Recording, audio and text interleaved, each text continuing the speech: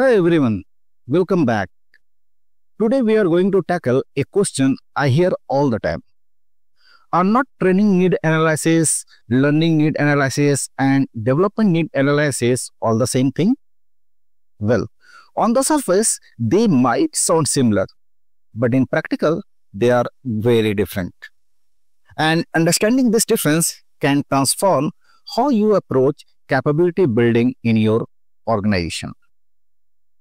By the way, I am Samir Raj, and this is Unlock and Debate Samir Raj, your space to simplify complex work-based learning concepts and make them practical. Let's start with training need analysis, TNA. Training is simply knowledge or skill transfer. Usually formal, think classes, meeting rooms, or structured online sessions, delivered by a trainer, facilitator, or SME to a group of participants. Typical duration between 1 to 5 days. Training need analysis helps you answer two things. Who needs training? And next, what kind of training do they need? But here is the catch. If you think training is the solution to every organizational problem, you will fall into a tunnel vision. Training is just one method, not the whole picture.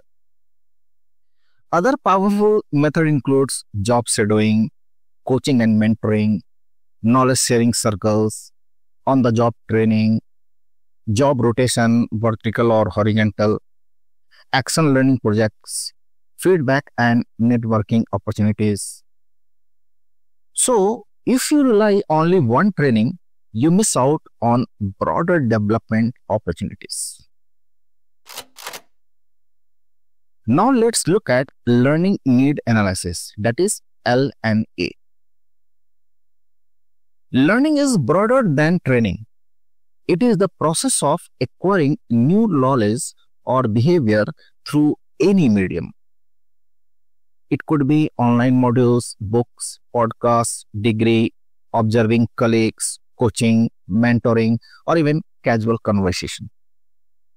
The problem with stopping at learning is this: learning in itself doesn't always create change. If knowledge is not applied, it is wasted. You might learn something new, but if it doesn't replace old behavior, the organization won't see real impact. So the real question becomes, what needs to be developed for the organization to reach its goals? And here, where development need analysis, that is DNA, comes in. DNA zooms out to a higher level view. It looks beyond what to train or what to learn and instead focus on what must actually be developed. For example, let's say your company struggles with giving effective feedback. Now we will try to understand in respect of all analysis. TNA. What training can we design and who should attend? LNA. What concept, steps, or do's and don'ts should be people learn? And DNA. Is the real issue lack of knowledge or is it the culture?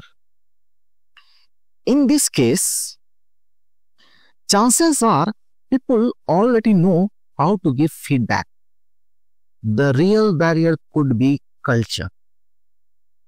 Manager might not encouraging open dialogues. Possibility is there, feedback not seen as an opportunity for growth, and maybe lack of psychological safety. In this case, the real development need is building a culture of trust, safety, and continuous feedback. Training alone won't solve this. Now, how you are going to achieve this? I'm going to share some practical tools which are going to help you. To figure out actual need, you need data. Use at least 2 assessment methods together for accuracy. Either observation, questionnaires, interview, focus groups, test, company records and reports. Immerse yourself in this data to see the real picture of what is happening in your organization. So, here is the key takeaway. TNA, what training to deliver? L&A, what knowledge or concepts people must learn? DNA, what real capabilities or cultural shift must be developed?